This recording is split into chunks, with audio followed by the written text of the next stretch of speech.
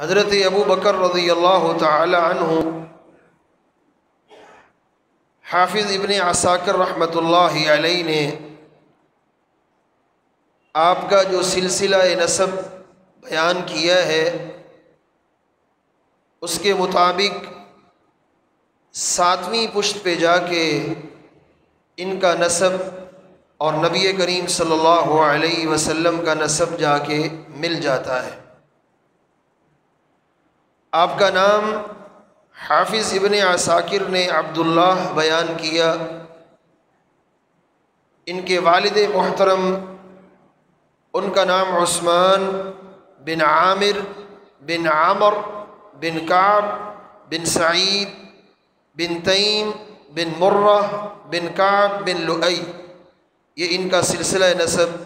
حافظ ابن عساکر رحمہ اللہ نے تاریخ دمشق کے اندر اس کو ذکر کیا ہے۔ حضرت ابو بکر صدیق رضی اللہ تعالی عنہ 3 لقب اللہ کے رسول صلی اللہ علیہ وسلم کی زبان سے ان کو ملے، اور ان 3 لقبوں میں سے ایک لقب وہ بھی ہے جو اللہ رب العزت نے خود قرآن مجید میں ان کو دیا ہے۔ سب سے پہلا لقب عتیق، جس کا معنی ہوتا ہے آزاد کیا ہوا۔ ماں جی عائشہ رضی اللہ تعالی عنہ بیان کرتی ہیں، حضرت ابو بکر رضی اللہ تعالی عنہ ایک دفعہ آپ صلی اللہ علیہ وسلم کی خدمت میں حاضر ہوئے، تو آپ صلی اللہ علیہ وسلم نے ان کو دیکھ کے فرمایا انت عتیق اللہ من النار، تو وہ شخص ہے جس کو اللہ نے جہنم کی آگ سے آزاد کر دیا ہے۔ امام البانی اس روایت کو سلسلہ صحیحہ میں اور امام ترمذی رحمۃ اللہ علیہ اس کو اپنی سنن کے اندر ذکر کرتے ہیں۔ آپ کا دوسرا لقب صدیق ہے، اور یہ لقب بھی ان کو اللہ کے رسول صلی اللہ علیہ وسلم کی زبان اطہر سے ملا۔ صحیح بخاری میں روایت ہے، سیدنا انس بن مالک رضی اللہ عنہ بیان کرتے ہیں، آپ صلی اللہ علیہ وسلم احد پہاڑ پہ چڑھے، آپ کے ساتھ 3 صحابہ کرام ہیں، ابو بکر، عمر، عثمان رضی اللہ عنہم اجمعین۔ جب آپ اس پہاڑ پہ چڑھے وہ ہلنے لگا، آپ صلی اللہ علیہ وسلم نے اپنا پاؤں مبارک اس پہ مارا اور فرمایا اثبت احد انما علیک نبی وصدیق وشہیدان، احد رک جاؤ، ٹھہر جاؤ، تیرے اوپر ایک نبی ہے، ایک صدیق ہے اور 2 شہید ہیں۔ اور دوسری روایت صحیح مسلم میں ہے، سیدنا ابو ہریرہ رضی اللہ تعالی عنہ بیان کرتے ہیں،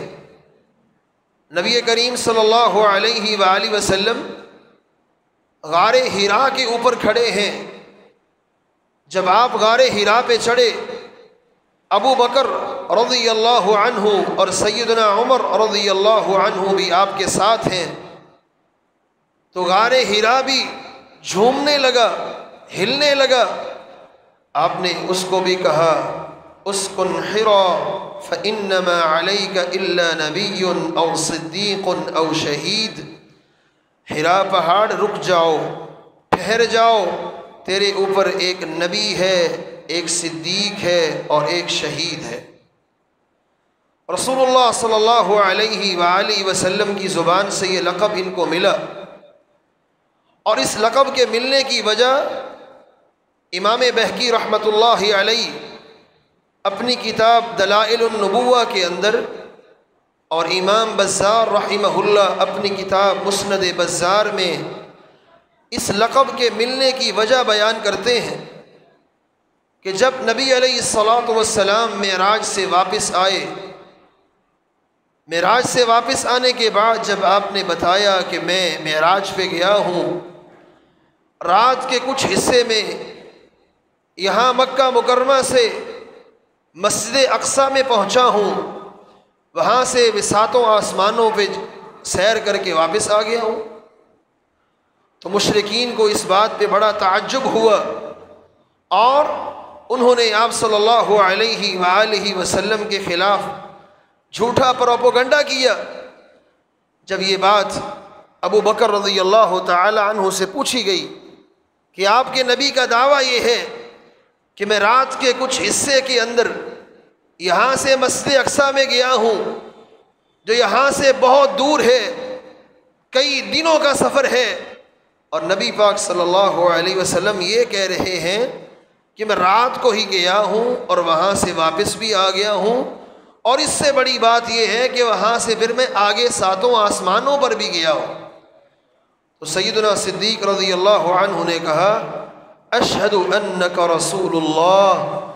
صلی اللہ علیہ وسلم، میں گواہی دیتا ہوں کہ وہ اللہ کے رسول ہیں، جو وہ بات کر رہے ہیں وہ سچ کر رہے ہیں، وہ کبھی جھوٹ نہیں بول سکتے ہیں۔ اسی وقت سے ہی آپ کا لقب صدیق پڑ گیا،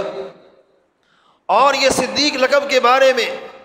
حضرت عبداللہ ابن عمر بن عاص رضی اللہ تعالی عنہ نے ایک بڑی عجیب بات بیان کی۔ وہ فرماتے ہیں جب جنگ یرموک ہوئی، یرموک کی جنگ کے اندر میں گیا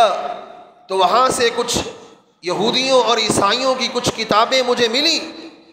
ایک کتاب کے اندر میں نے پڑھا، اس میں کیا لکھا ہوا تھا، ابو بکر الصدیق اصبتم اسمہ، اے امت محمد کے لوگو تم نے ابو بکر کا نام صدیق رکھا ہے اور یہ بہت خوبصورت نام رکھا ہے، اور عمر الفاروق قرن من حدید، عمر رضی اللہ تعالی عنہ کا نام تم نے فاروق رکھا ہے، گویا کہ وہ لوہے کے بنے ہوئے ہیں۔ اصبتم اسمہ، یہ نام بھی بہت خوبصورت ہے۔ تورات و انجیل کے اندر لقب آپ کا اس وقت سے ہی صدیق ہے، اور حضرت عمر کا لقب تورات و انجیل کے اندر فاروق ہے۔ یہ حضرت عمر بن عاص کہہ رہے ہیں رضی اللہ تعالی عنہ، اور ان کی اس بات کو امام احمد رحمہ اللہ نے اپنی عظیم کتاب فضائل الصحابہ کی جلد نمبر 1 صفحہ نمبر 103 پہ ذکر کیا ہے۔ اور تیسرا لقب آپ کا جو قرآن نے بھی کہا، جو حدیث نے بھی کہا، وہ صاحب ہے، ساتھی اللہ کے نبی صلی اللہ علیہ وسلم کے۔ قرآن مجید کہتا ہے الا تنصروه فقد نصره الله اذ اخرجه الذين كفروا ثاني اثنين اذ هما في الغار اذ يقول لصاحبه لا تحزن ان الله معنا۔ صحیح بخاری کی روایت کہتی ہے جب کافر غار ثور کے دہانے پہ آ گئے، ابو بکر رضی اللہ تعالی عنہ پریشان ہو گئے، کہا اللہ کے نبی صلی اللہ علیہ وسلم اگر ان میں سے کسی ایک نے بھی نیچے اپنے پاؤں کی طرف دیکھا تو یہ ہمیں دیکھ لیں گے، یہ ہمیں دیکھ لیں گے۔ آپ نے فرمایا ابو بکر ما ظنک باثنین اللہ ثالثہما، ان دو کے بارے میں تیرا کیا خیال ہے جن کے ساتھ تیسرا اللہ رب العزت ہے۔ اذ یقول، قرآن اسی بات کو بیان کرتا ہے، اذ یقول لصاحبہ لا تحزن، جب نبی علیہ الصلوۃ والسلام اپنے صاحب سے کہہ رہے تھے، اپنے ساتھی سے کہہ رہے تھے لا تحزن،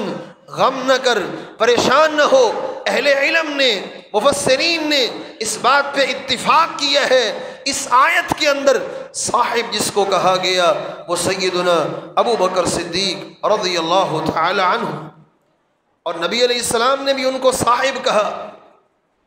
مستدرک حاکم اور مسند احمد دونوں کے اندر روایت موجود ہے، طلحہ بن عمر